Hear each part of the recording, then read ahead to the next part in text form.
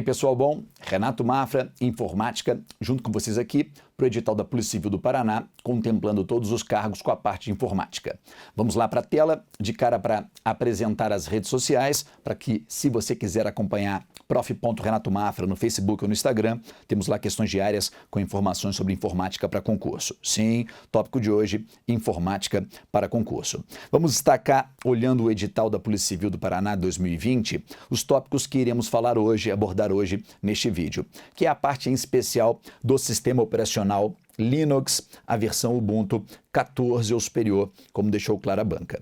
Ela o cobra no primeiro item, onde fala conceitos básicos de operações com arquivos, sistema operacional. Ela cobra no terceiro item, noções de trabalho em computadores em rede interna, também no sistema operacional Ubuntu. E lá no item 7, noções como usuário, destaque importante, então as ferramentas de administrador não seriam citadas, do sistema operacional Linux, Ubuntu, versão 14 ou superior. Só contando aqui, aproveitando o edital rapidamente, quando eu falo do Linux, eu posso estar falando do Ubuntu ou não. Ou seja, o Linux em si é qualquer sistema operacional criado com base em kernel Linux. Então, o Linux em especial, ele não é visto como um sistema operacional como um todo. O Ubuntu sim, mas o Linux, ele é apenas o kernel do sistema. Esse seria o trato correto que a gente deveria ter.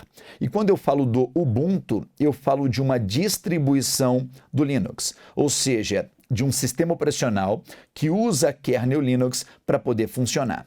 Então ele vem em prova como sendo uma distribuição, como sendo uma distro simplesmente do sistema Linux, beleza? É bem importante essa visão do sistema Linux. O sistema Linux ele foi criado por Linus Benedictus Torvalds.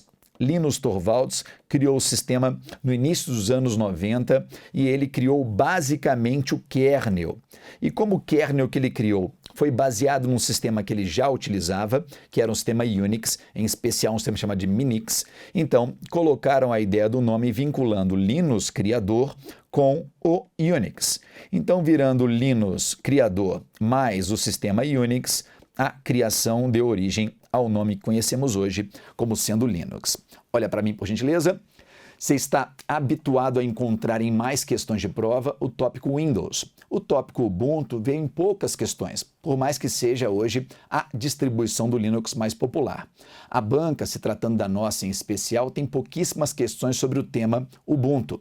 Tratando as questões, peguei todas que podíamos e está no nosso material. Falaremos sobre ela, mas teremos questões de outras bancas similares, as mais novas possíveis, 2020, 19, 18, tratando também do assunto para poder fazer toda a abordagem necessária para que a gente possa gabaritar o conteúdo de informática, que esse é o compromisso, acertar o mais possível, o compromisso é gabaritar o conteúdo de informática, beleza? Então vamos de cara para as questões e aí com isso você vai montando o seu material junto com os itens e, obviamente, contemplando aí tudo que estiver no nosso edital. Depois eu falo dos outros tópicos. Vamos direto para a tela para a gente poder fazer as questões. Uma introdução aqui nas telas de instalação do sistema para te dar algumas dicas legais. Se você pensa no sistema operacional Linux, não só o Ubuntu, outros também, essa tela é do Ubuntu por tratar do nosso edital, você pode, como o próprio item diz, experimentar que seria a instalação do que a gente conhece como sendo um Live CD. O que seria um Live CD? Sem necessidade de instalar o sistema, você pode executar o sistema na máquina. Olha o que a própria instalação diz. Você pode experimentar sem fazer qualquer alteração no seu computador diretamente a partir de um CD. Ou além de um CD, também uma mídia removível como um pendrive, também é possível. Se você instalar, aí sim ele vai criar uma partição no disco e instalar esse sistema em uma divisão desse disco. Se já existe um sistema operacional, ele permite quebrar esse sistema operacional, quebrar a partição em unidades lógicas, nem nada físico, e instalar o sistema Ubuntu junto com outros sistemas. Como no nosso edital eles tocaram apenas no tópico Ubuntu, a gente tem que pelo menos ter a ideia de que ele pode coexistir com outros sistemas na mesma máquina, mas focando a princípio só a instalação do Ubuntu, já que foi isso que nos solicitaram. Só mais umas telinhas para você aqui. A ideia de dar suporte ao português do Brasil é importante, por mais bobo que possa parecer.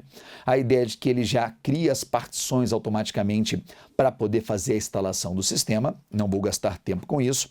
Durante o processo de instalação, como eu falei, ele já cria as partições automaticamente para poder fazer a instalação. Essa sigla aqui é importante, ext4, mas ela já aparecerá numa questão, então já volto a falar dela, não vamos perder tempo agora. Pronto, entramos. Por padrão, o sistema Ubuntu, em especial versão 14 para cima, essa aqui é a versão 18, que é a mais atual, ela funciona por meio de uma GUI. O que seria uma GUI? GUI, a sigla vem de Graphic User Interface, em português, interface gráfica do usuário. O que você tem que entender é que a interface gráfica do usuário, ela não é padrão de qualquer sistema Linux. Ou seja, os sistemas podem ter diferentes interfaces gráficas. Ele vem com a que, óbvio, desenvolveram, mas você pode ir querendo modificar e colocar outra interface gráfica no lugar. A gente vai trabalhar muito com o sistema Linux em modo texto. O modo texto do sistema Linux, também conhecido como modo não gráfico, não será, obviamente, uma GUI. O modo texto ou modo não gráfico será visto como uma CLI. CLI, que vem de interface por linha de comando, onde a gente vai trabalhar com comandos de texto para executar as ações de criar arquivos, de criar pastas, de mover pastas, renomeá-las e assim por diante. Olha para mim, para eu concluir essa visão, para a gente começar a teoria e, obviamente, a prática em cima dos itens.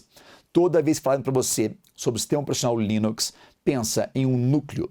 O que é o núcleo de um sistema? É uma parte muito importante do sistema operacional, também chamado em inglês de kernel, e essa parte kernel, núcleo, é responsável por executar os processos da máquina, gerenciando todos os recursos do computador, a parte de hardware e software que a máquina tem.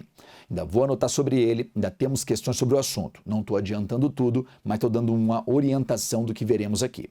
Pensando no sistema operacional Linux, ele é apenas o kernel. Quando eu vou unindo esse kernel a outros programas, eu monto um conjunto de programas e entrego ele ao usuário como sendo um sistema operacional. Esse conjunto de programas, que é dado como um tipo de Linux, eu chamo de distribuição. Assim como estou citando, e o nosso edital citou, o Ubuntu. Então, o Ubuntu é uma distribuição Linux. Ele é um sistema operacional criado com base em kernel Linux, aquele mesmo kernel que Linus Torvalds, criou no início dos anos 90. Publicando aquele kernel como um software livre, qualquer um pode pegar o código dele, reutilizar com outros programas e criar a própria distribuição, sem pedir a permissão para ninguém, mas perpetuando o conceito de software livre, que também aparecerá em questões. O Linux em si não tem interface gráfica. O Linux em si, kernel, vem com interface por linha de comando, mas é possível em várias distribuições, e a grande maioria delas utiliza, uma interface gráfica para tornar o sistema mais amigável. Então, se a tua banca disser no item sobre o Ubuntu, se o Ubuntu vem com interface gráfica por padrão, sim, o Ubuntu vem, mas todo Linux não. O Linux é por meio de linha de comando. O Ubuntu, que na sua instalação padrão, adequa ela também a uma interface gráfica, permitindo, se você quiser, executá-lo em interface não gráfica. Depende da execução dele. Mas lembra, por gentileza, lembra, porque é importante, o kernel, o Linux, não vem por padrão com uma interface gráfica. A instalação natural do Ubuntu, que é um tipo de Linux, ela vem com uma interface gráfica. Mas o Linux em si trabalha por padrão em linha de comando. Legal? A gente vai executar uns comandos aí. Deixa eu só te mostrar mais umas telas do Linux, umas telas do Ubuntu, para a gente poder avançar. Aqui uma tela das aplicações que ele tem, dos programas que ele tem. Ainda vou falar sobre elas. Vou falar que ele já vem integrado com um pacote LibreOffice. E esse pacote LibreOffice também está no seu edital, em especial 2 programas dele. Eles citaram no edital, opa, ficou bagunçado aqui. Em especial, eles citaram no edital o Writer e o... Não adiantou nada, continua uma zona aqui. Deixa eu limpar. Volta para cá. Cadê o LibreOffice? Está aqui, ó. Em especial, no edital, eles colocaram, repito, Writer, que seria o editor de texto, e colocaram o Calc, os dois do pacote LibreOffice. Pacote LibreOffice, que é um pacote escritório de software livre, código-fonte aberto, que está aqui nessa estrutura. Legal? Esse ícone em especial é o ícone do Calc, editor... Opa, faltou uma letra C aqui, desculpa. Calc, editor de planilhas do pacote LibreOffice. Legal. Vamos avançar. Deixa eu só te mostrar as telinhas para não perder tempo com isso. Olha aqui, o Writer está aqui, Impre está do lado, que é o editor de apresentações, mas ele não foi citado no edital. Depois eu falo sobre a tela. Vamos às questões. A primeira questão, em especial, é só para a gente criar um ambiente sobre a palavra distribuições. É uma questão da banca CESP, eu sei que não é a sua banca, mas ela cita em especial a ideia de distribuições, a ideia de kernel, para a gente ter um horizonte nisso. Aí eu vou para as questões da sua banca na sequência. Acerca do sistema operacional Linux, julguem os itens subsequentes. Há uma diversidade grande de distribuições do sistema Linux. Perfeito. Até esse ponto, ok a questão.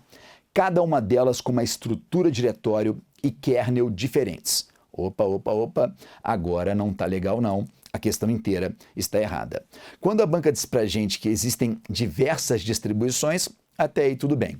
Ou seja, a partir do kernel original, eu posso derivar diversas distribuições do Linux. Vamos citar um nome? Eu posso derivar, e existe uma bem popular, chamada Red Hat.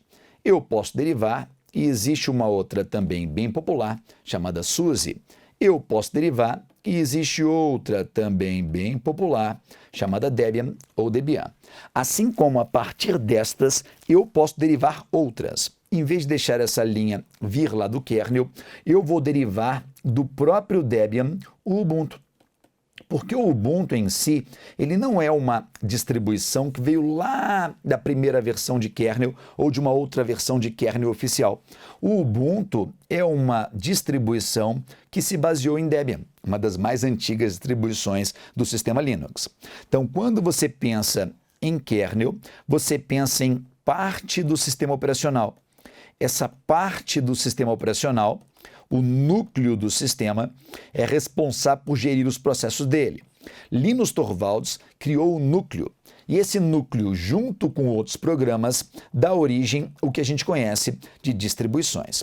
Então, o Red Hat, a SUSE, o Debian, o Ubuntu, assim como outros vários, Xubuntu, Edubuntu, são exemplos de distribuições do sistema Linux, também dado como uma distro do sistema.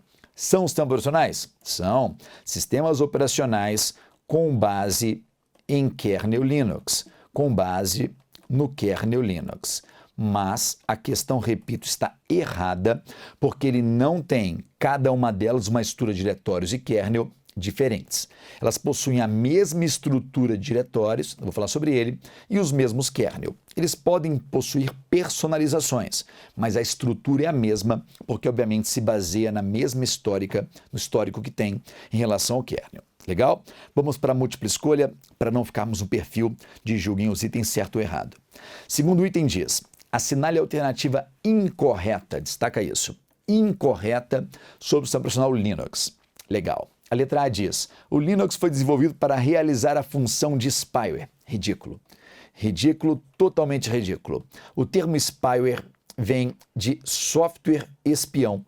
Esse software funciona para monitorar e capturar informações. Então, um software espião não se encaixa em nada, obviamente, com um sistema Linux.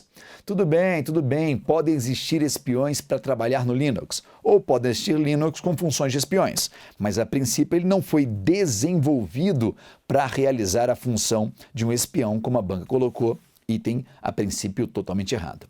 Segundo o item diz, o Linux é um sistema operacional complexo e possui muitas falhas, por esse motivo é inseguro para a utilização. Gente, todo sistema operacional possui falhas, mas colocar que ele é inseguro para a utilização por possuir muitas falhas e, obviamente, tornou o item incorreto. Não, todo sistema pode possuir falhas e as falhas dependem basicamente de atualizações que podem corrigi-las, mas não, ele não é um sistema que torna inseguro o seu uso. Olha para mim, por gentileza. Se eu for comparar o sistema Linux a outros sistemas, dependendo da distribuição que eu estou falando, ela pode ser incrivelmente mais segura do que um sistema fechado proprietário como o Windows. Não é regra. Dependendo da versão do Windows, pode ser mais segura do que uma versão do Linux, Não é regra, mas a ideia principal, por gentileza, confie nisso, é que nenhum sistema é perfeito. Sejam eles sistemas da Apple, sejam sistemas Linux de software livre, sejam sistemas da Microsoft, nenhum deles. Quanto mais atualizações e mais verificações dos possíveis falhas e erros o sistema possuir de uma equipe de engenheiros, uma comunidade aberta que trabalhe efetivamente corrigindo, lançando atualizações, melhor ele será. Se você quer trabalhar com um sistema mais seguro, você não vai trabalhar com nada muito inovador. Porque quanto mais inovação, mais complexidade ele tem nos itens novos que ele lançou, mais chance daquilo ter uma falha. Se você comparar isso, por exemplo, a um veículo, a um carro, se o carro é básico, ele é simples, a chance dele ter vários defeitos escondidos dentro dele é menor do que um carro muito complexo com vários componentes informatizados. Porque quanto mais eletrônica ele tenha, a chance maior é de que ele vá dar defeito em algum desses componentes. Tudo bem, muda muito de fabricante, componentes melhores, piores, mas a ideia do sistema operacional é a mesma coisa. Nenhum deles é perfeito. O Linux em si é muito seguro, mas não é invulnerável. Ele não é inseguro para utilização, como a banca afirmou de forma errada. Vamos analisar? Volta para lá. Letra C diz: o Linux é um software livre e gratuito. Opa, nesse eu não posso brigar. De fato, tratando o Linux em si, ele é um software livre e gratuito. Por mais que as diferentes distribuições podem gerar cobrança, ele em si, Linux, o kernel, o núcleo, é gratuito. Então, este item está certo, o gabarito será a letra A. A letra A não é de jeito nenhum. Esse gabarito que não bateu, não vou gerar burocracia aqui, não. Deixa eu corrigir isso aqui. Eu garanto, o gabarito é a letra C. Caraca, não vou. Deixa eu mudar isso aqui para não ter briga aqui. E a gente volta como se nada tivesse acontecido de item correto. Pronto, olha lá. Gabarito a letra C. Certeza disso, C de certeza, tá? Então, letra C é a opção correta. A letra D, vamos analisar para ver que as outras não batem. O pacote Office é compatível com o Linux. Quando se trata de forma genérica do pacote Office, as bancas estão falando do pacote Microsoft Office e não existem versões compatíveis do pacote Microsoft Office com o Linux. Outros pacotes de escritórios são compatíveis, mas quando a banca trata do Microsoft Office, ele só é compatível com o Windows ou com o sistema Mac da Apple. Então ele não é compatível com o sistema Linux. O Linux tem outros sistemas de escritório, entre eles o do nosso edital, que é o pacote LibreOffice, tá? Pode falar LibreOffice, fique à vontade. Eu falo Libre, até porque quem ouve fica mais fácil de entender a sigla, né? Do pacote Livre Escritórios, é um projeto internacional que se originou desde as versões antigas lá do Star Office, dando origem ao que temos hoje no pacote Livre Escritório. Com, repito, no nosso edital, Writer e Calc como sendo editores de texto e editores de planilha, que trataremos nas questões seguintes, tá? Planilhas e texto. Vamos ver a letra E. O Linux é essencialmente um software bancário. Ridículo. Por mais que ele possa ser usado num ambiente de banco, ele não é essencialmente um software bancário. Vamos analisar o item certo para poder melhorar isso aqui. Se eu falo sobre software livre, eu falo sobre um software que permite acesso ao código-fonte. Então, toda vez falando para você sobre software livre, lembra em um software que permite acesso ao código-fonte. É bem importante lembrar disso. O que seria o código-fonte de um programa? As instruções que foram escritas que dão origem ao funcionamento do programa. O Linux possui um código-fonte, assim como outros programas também possuem. Só que alguns programas inviabilizam o acesso a esse código. O Linux não, se encaixando num software livre, open source, ele disponibiliza acesso a esse código. A gente ganha as liberdades da licença e a licença do Linux é chamada de GPL. GPL vem de Licença Pública Geral. A Licença Pública Geral, ela rege 4 liberdades aos usuários do software livre. As liberdades são a liberdade de utilizar para qualquer propósito, a liberdade de estudar, podendo inclusive modificar, a liberdade de redistribuir cópias livremente e a liberdade de poder melhorar o programa e querendo tornar as melhorias livres. Então lembra, GPL é a licença que rege o software livre, que garante as 4 liberdades aos usuários do software livre. A primeira liberdade é a liberdade de executar, e a gente sabe que na informática, executar é o mesmo que usar, para qualquer propósito. A segunda liberdade é a liberdade de estudar, até porque a gente tem acesso ao código-fonte, e querendo modificar o código do programa, sem problema.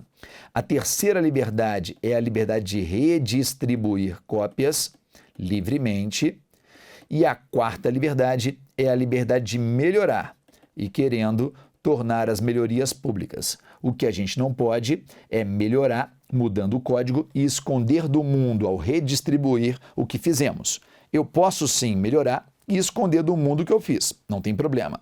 Mas ao redistribuir, eu tenho que repassar as liberdades que eu ganhei. Ou seja, eu tenho que repassar com acesso ao código-fonte que eu modifiquei. Então, eu não vou esconder do mundo a liberdade que eu ganhei ao receber um software livre. Beleza? Então, confirmando essa, o item letra C é um software livre e gratuito. Lembra uma coisa, por gentileza, as diversas distribuições podem até cobrar, mas o Linux, tratando o kernel núcleo, ele é gratuito em todas. O que podem cobrar são atualizações, modificações pontuais daquilo ali. Mesmo sendo software livre, ele não tem que ser gratuito. Por gentileza, não vincule como sendo um sinônimo, porque não é. O termo free, de free software, poderia se encaixar como liberdade ou gratuidade, dependendo de como ele se encaixa. Olha para mim, por gentileza. Se eu falar que é um software free, eu falo que é um software livre. Se eu falar que é um free software ou freeware, aí ele é um software gratuito. Um software gratuito, ele pode não ser livre. Um software gratuito pode permitir, por exemplo, um antivírus grátis que você o baixe, instale, mas você não tem acesso ao código-fonte. Já um programa livre permitirá que você use e tenha, querendo você, acesso ao código-fonte, poder estudar detalhes sobre ele. A grande maioria dos usuários não o faz, mas isso trazendo a liberdade permite que pessoas interessadas, empresas, colaboradores possam investigar o código, procurar por falhas e indicar correções, melhorias e personalizações, o que permite que o software, perpetuando o código aberto, se separe, se alterne por diferentes versões em segmentos diferentes, cada uma voltada a um nicho de mercado. São as distribuições do sistema. O próprio LibreOffice também se encaixa aí. Ele também é um software livre que permite acesso ao código-fonte. Beleza? Volta para lá e vamos mais itens. Olha um item aqui que também trata do mesmo assunto para poder desenvolver mais a parte de licença.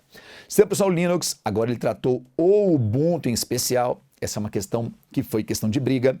Tem as seguintes características: gratuito e multiusuário. Isso aqui não está errado, não. Software livre e monousuário. Essa está errada. Essa está errada porque ele não é monousuário. Ele permite mais de um usuário simultaneamente. Então, se ele permite mais de um usuário, obviamente, ele é multiusuário. Mas repara que a gente vai ter uma outra certa e uma mais certa do que a primeira, porque aqui em especial ele tratou o Ubuntu, tá? Então, por isso que eu vou cortar a primeira. Calma.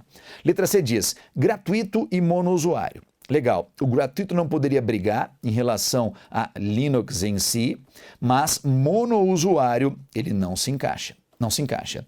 E a perfeita, que é a opção certa, agora o Gabarito não vai brigar comigo, é a letra D, que ele é software livre e multiusuário. E sabe por que a banca não contemplou, não aceitou a letra A? Por mais que a ideia de gratuidade esteja certa, porque a ideia de gratuidade está certa em relação ao kernel, ao núcleo. Mas nem todo software livre tem que ser gratuito. Então, nem toda derivação do sistema tem que ser gratuita. Eu posso pagar atualizações do Ubuntu, pagar para ter suporte técnico do Ubuntu, mesmo que a princípio ele seja um software livre e provido também de forma gratuita, tá? Então, o que não bateu nessa questão foi a ideia de que todo o sistema, como ele colocou de forma genérica, necessariamente é gratuito. Lembra, gente, se eu falo do kernel Linux, o kernel Linux é gratuito, é grátis. O kernel Linux é grátis. Mas distribuições podem cobrar. Todas são livres, mas distribuições podem gerar custo a quem adquire. Então, uma distribuição pode cobrar do usuário para homologar a sua utilização, mas o kernel, este kernel sempre será gratuito e acessível a qualquer um que queira usá-lo. Por isso que no gabarito, a mais certa, infelizmente existe isso, se encaixou a letra D de dado na ideia de liberdade e multiusuário. Legal. Mas a questão 4 diz: é sempre complexo responder qual a melhor distribuição do sistema operacional Linux, pois isso depende do gosto do usuário. Legal. O sistema que não representa uma distribuição. Legal. Não representa uma distribuição do Linux é o... Vamos lá. SUSE é uma distribuição. Intel não é.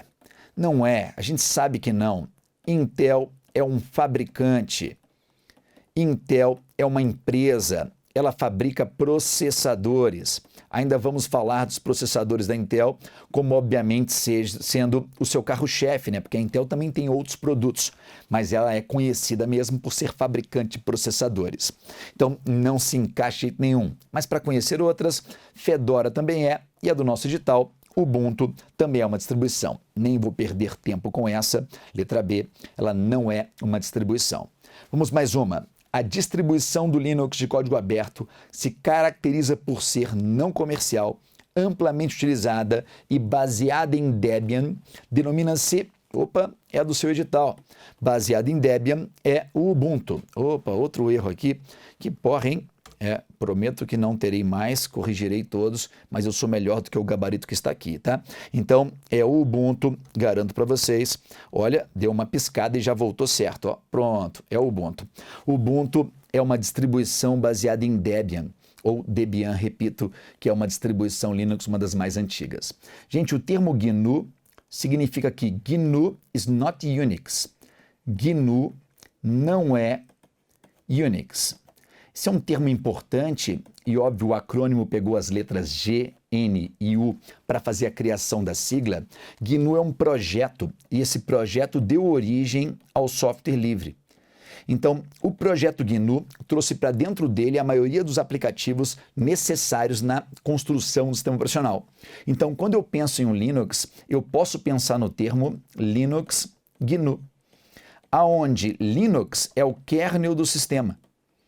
E GNU são os aplicativos que fazem parte da distribuição, que junto com o kernel forma o sistema operacional.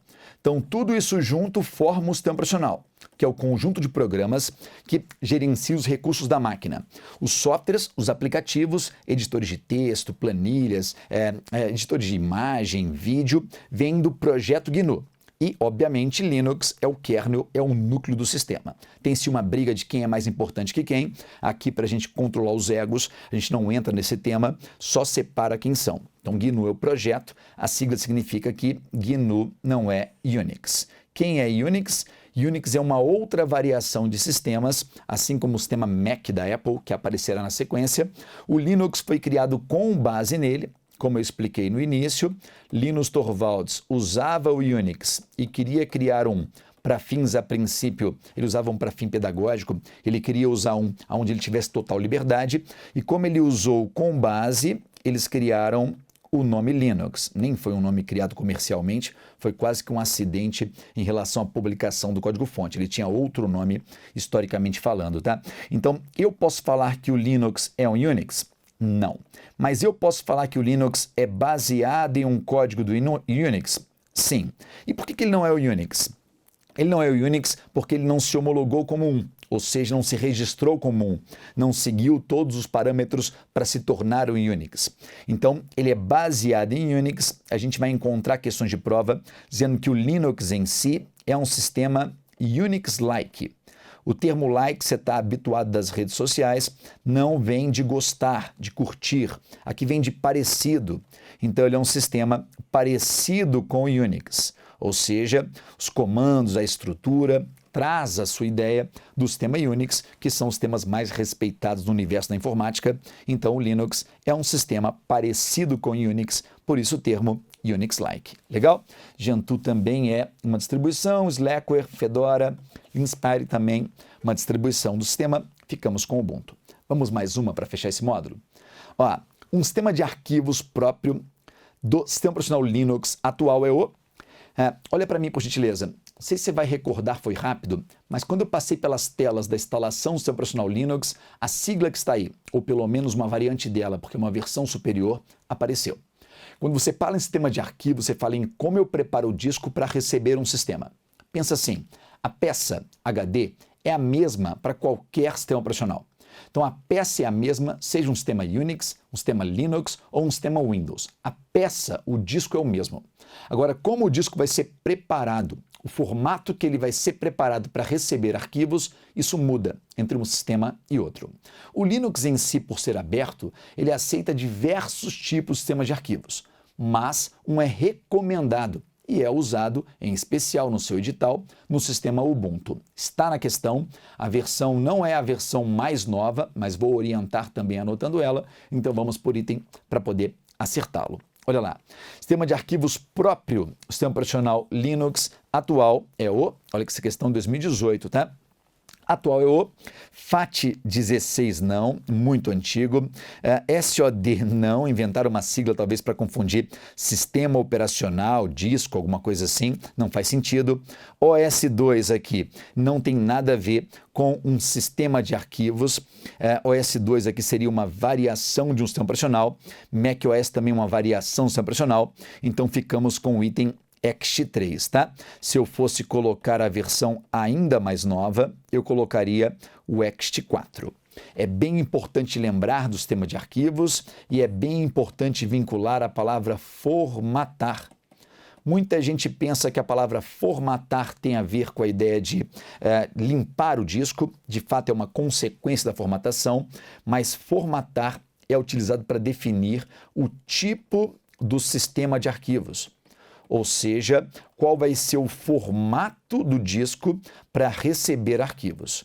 E o formato do disco é o ext3 ou ext4. Para ser exato, eu poderia até voltar de versões mais antigas, ext2, 3 e o ext4, sendo que o mais atual é o ext4. A banca cobrou o atual, na questão em si, o 3 era o mais novo, então sem problema. Legal? Olha para mim.